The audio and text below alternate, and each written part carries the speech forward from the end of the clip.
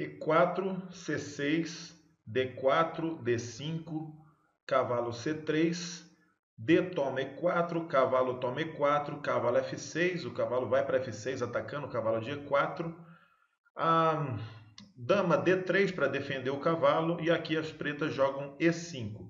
E5, as brancas continuam com D por E5, e as pretas fazem dama A5 cheque. Depois de dama A5 cheque, bispo para D2 para defender o cheque, e as pretas continuam com dama por E5, pregando o cavalo de E4. E agora o cavalo de E4 está atacado duas vezes, pelo cavalo de F6 e pela dama em E5. Aqui as brancas resolvem fazer roque maior, e as pretas, não prevendo o perigo que estavam correndo, tomam ali o cavalo em E4, cavalo por E4. E são surpreendidas por um mate magnífico, que começa com dama para D8 cheque. A dama é entregue em D8 e o rei ali em E8 precisa tomar a dama. Rei por D8, e quando o rei toma a dama em D8 fica alinhado na coluna da torre, né, que depois do roque foi parar ali em D1, e também fica numa casa preta, ou seja, o bispo vai para G5 e ataca o rei com cheque, e também a torre de D1 ataca o rei ali com cheque, é o chamado cheque duplo. E agora as pretas precisam escolher para qual casa elas têm que jogar o rei. Só podem jogar o rei para E8 ou para C7. Se o rei joga para E8, a torre dá um mate ali em D8 com apoio do bispo de G5. E se o rei joga para C7, o bispo entra em D8 com apoio de torre e o rei levou o mate. Bom, essa partida eu já decorei. É uma partida que tem 11 movimentos, e para muitos de vocês já é fácil visualizar, né, uma partida a partir de uma notação de xadrez. Então, justamente nesse vídeo, que foi um dos vídeos que eu postei no canal, uma partida jogada aí entre Richard Hatch e Saviele Tartakover em Viena, 1910. Então o Richard Hatch, de maneira brilhante, dá um mate num grande jogador, Tartakower, em 11 movimentos, né? E foi justamente nesse vídeo que um dos seguidores do canal, né, o Léo Henrique, ele fez a pergunta se essas notações, né, que parece a gente está falando em outra língua, na verdade são as notações do tabuleiro. Então, se essas notações servem apenas para a gente ter a partida gravada, ou se isso auxilia de alguma maneira o nosso cálculo, né, a maneira como nós jogamos a partida, se isso tem alguma ligação com a maneira como nós calculamos durante um jogo real. Então, eu já fiz um vídeo, quero que, se você ainda não assistiu, você pode assistir, vou deixar o link aqui no lado superior aqui do vídeo, né? Lado esquerdo superior. E nesse vídeo eu já falei alguma coisa sobre notação enxadrística, sobre a história da notação, né? E também algumas pinceladas aí sobre o porquê de, desde os primórdios do xadrez, os mestres antigos tiveram interesse de ter uma maneira de jogar xadrez de memória, né? Uma das frases interessantes é do Sigbert Tarrasch, que foi um grande jogador do passado, e ele já dizia que uma partida de xadrez se joga às cegas. Mesmo quando você tem um tabuleiro na sua frente, você tem que calcular uma sequência, uma combinação de 5 movimentos, e isso é tudo feito às cegas. Você não vai mover as peças no tabuleiro. Você precisa visualizar qual vai ser a posição final antes de mover as peças. Então, de certa forma, mesmo quando jogamos vendo um tabuleiro, nosso xadrez, o xadrez principalmente daqueles que são mais treinados, os mestres, é um xadrez totalmente às cegas, né?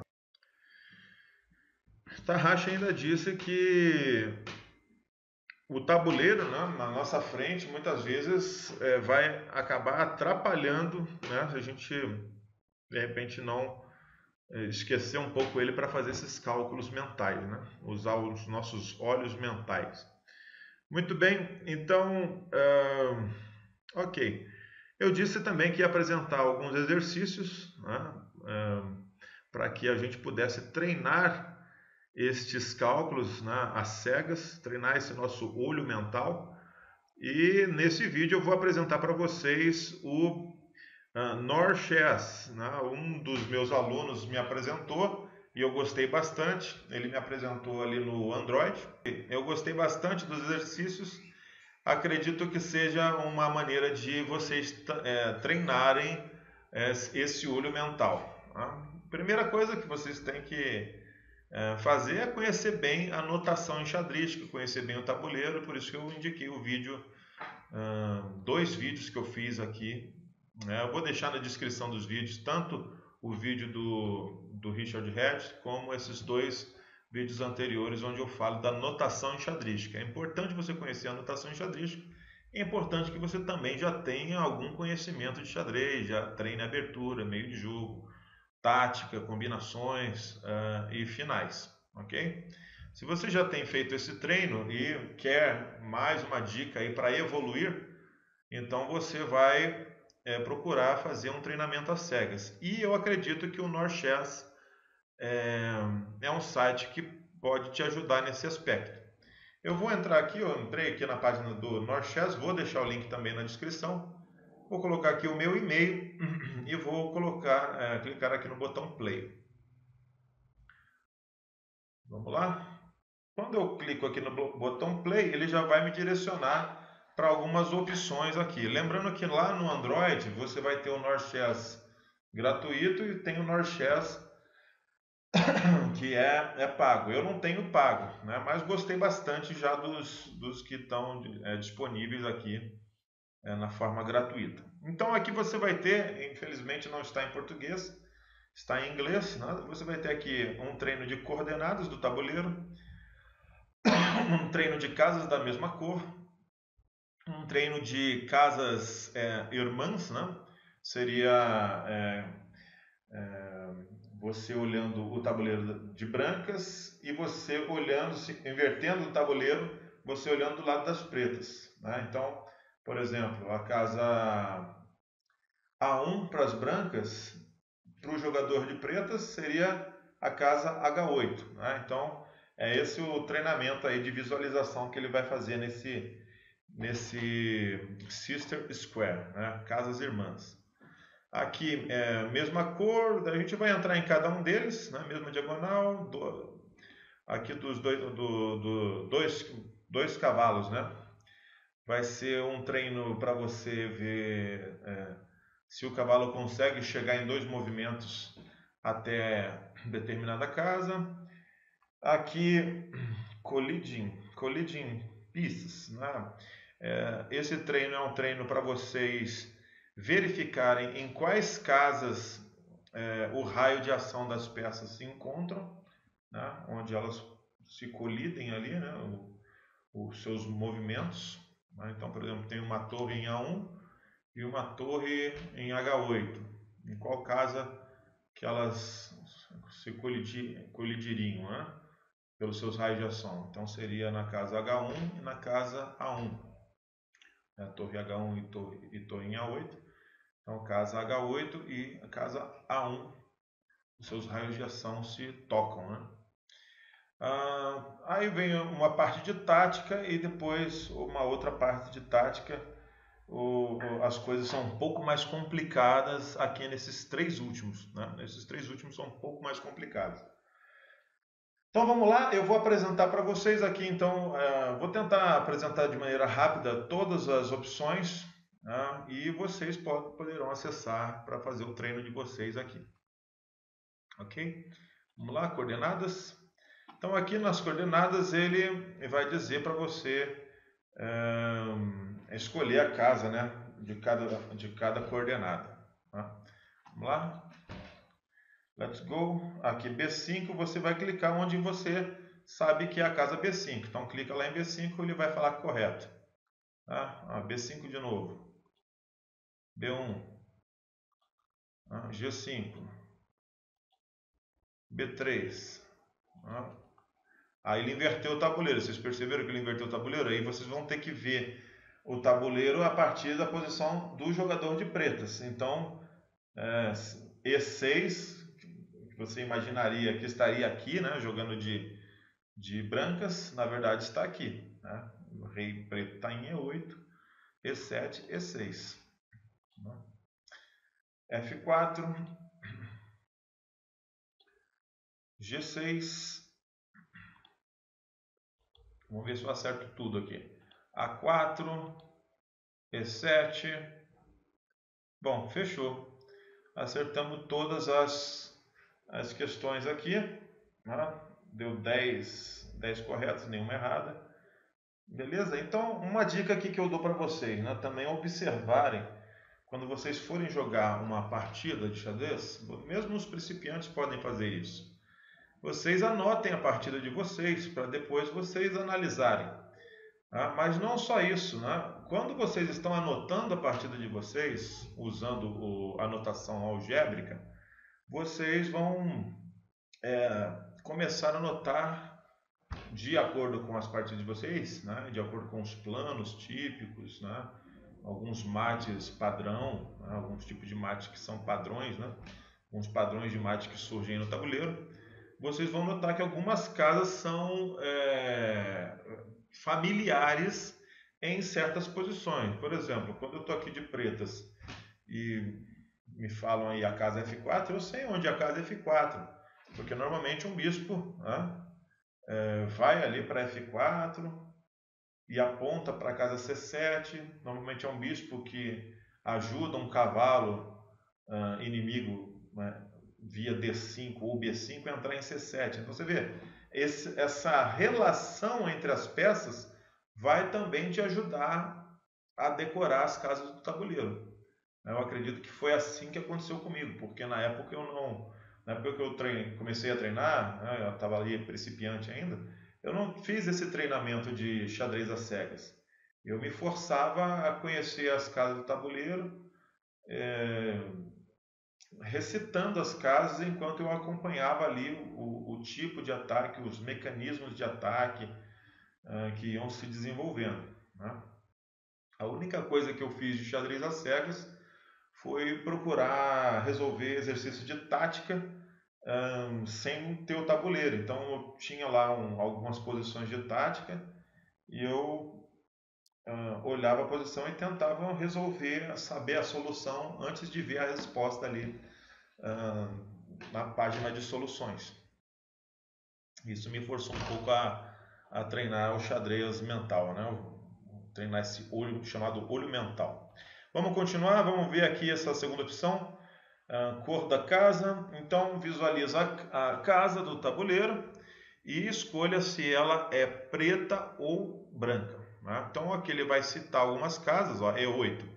E8 é a casa onde o rei preto se encontra no início do tabuleiro. É uma das dicas para você também decorar pelo menos 32 casas do tabuleiro. São as casas iniciais das peças. Né? As brancas ficam ali na primeira fileira e na segunda fileira, e as pretas na sétima fileira e na oitava fileira. E o rei preto fica ali justamente na casa E8. Bom, o rei preto no início do jogo ele fica numa casa branca, né? O rei em E8 e a dama em D8, né? Então vamos lá, cor da casa E8 é branca, então tá aqui, ó, a casa branca. Ele vai te mostrar o tabuleiro, se você acertou, e vai dizer aqui a casa. Se você errar, ele vai colocar a casa certa e onde você falou, né? Se você errar, né? H3. Aquilo que eu falei para vocês, né?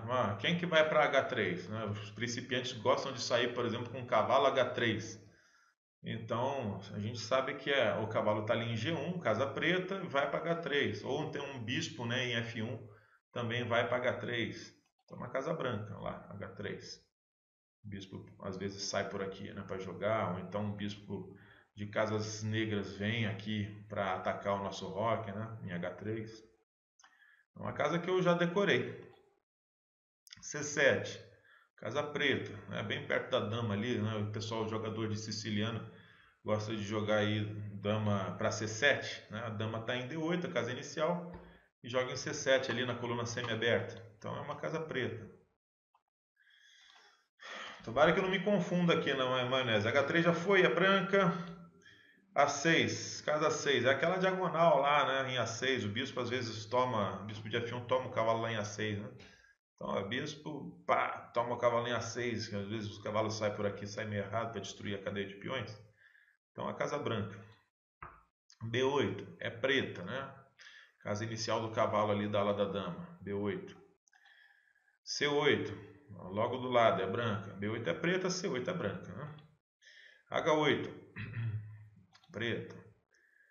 Então, uma coisa que eu estava falando com meu filho, que eu achei interessante, eu estava tentando ensinar para ele, ele tem apenas 7 anos, mas ele conseguiu decorar bem facilmente as cores das casas, aprendendo o seguinte: a coluna A, C, E e G, as casas pretas são nas fileiras ímpares, né? E o contrário com as colunas B, D, F e H, né? As fileiras ímpares são brancas e as pares são pretas.